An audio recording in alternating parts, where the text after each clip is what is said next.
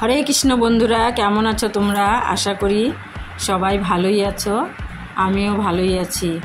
চলে এসেছি একটি নতুন ভিডিও নিয়ে তোমাদের সঙ্গে শেয়ার করব বলে। ভগবান জগন্নাথের আজ জ্বরের 6 দিন, তাই ভাবছি ভগবান জগন্নাথকে সেবায় কী দিব। ছোটোবেলার কথা মনে পড়ে গেল। মা দিদিমা মিলে আমাদেরকে সুন্দর করে বেসনের গাঠিয়া বানিয়ে খাওয়াতো, আর আমরা খুব সুন্দর করে খেতাম, খেতেও ভালো লাগতো গাঠিয়া। তোমরা খাও কি না জানি না, গাঠিয়া খুবই ভালো লাগে।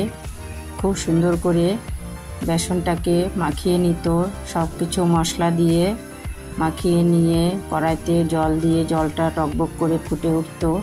তারপরে গাঠিয়াগুলো আস্তে আস্তে করে লম্বা লম্বা করে গরম জলে ছেড়ে দিত, দিয়ে সুন্দর করে ফুটিয়ে নিত। খুব সুন্দর করে ফুটে গেলে বোঝাই যাবে যে গাঠিয়াগুলো খুব সুন্দর সিদ্ধ হয়ে গেছে। সিদ্ধ হয়ে যাওয়ার পরে গাঠিয়াগুলো আস্তে আস্তে করে নাড়াচাড়া করে করে দেখা যেত যে গাঠিয়াগুলো হয়েছে কিনা।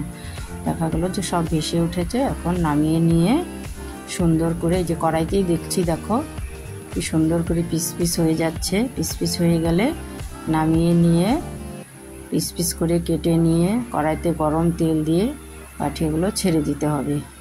সুন্দর করে নাড়াচাড়া করে ভেজে নিতে হবে।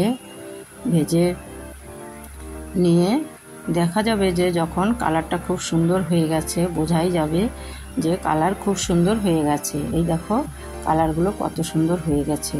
মা দিদিমা যখন বানাতো আমরা তো আর বুঝতাম না কেমন করে করতো। এখন তাই এবার করছি, তাই দেখছি যে কত সুন্দর লাগছে দেখতে।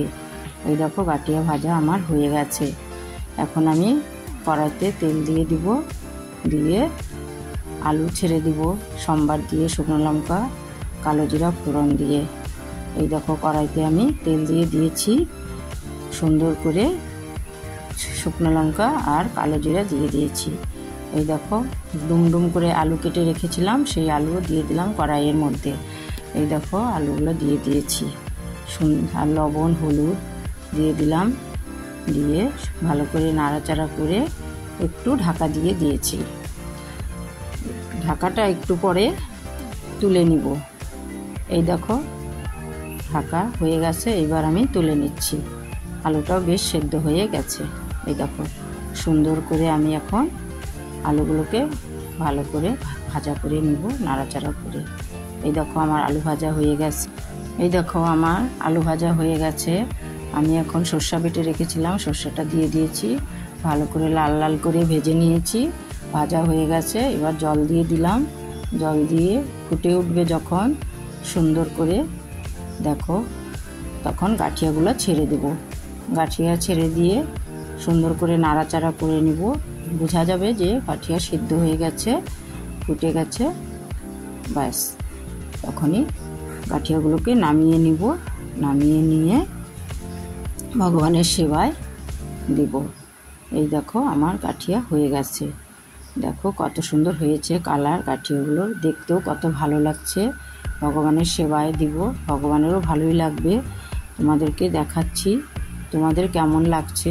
তোমরা কে কোথায় থাকো, গাঠিয়া খাও কি না, বানিয়ে রান্না করে আমাকে কমেন্ট করবে, শেয়ার করবে। এই দেখো আমার সুন্দর গাঠিয়া হয়ে গেছে। মা দিদিমার কথা মনে রেখে আজ আমি গাঠিয়া তৈরি করেছি। ভগবানের দয়ায় আমার গাঠিয়া রান্নাটা খুবই সুন্দর হয়েছে। দেখো তোমাদেরকে দেখাচ্ছি, আমারও খুব ভালো লাগছে। আশা করি তোমাদেরও ভালোই লাগবে। তোমরা দেখো আর বলো হরে কৃষ্ণ।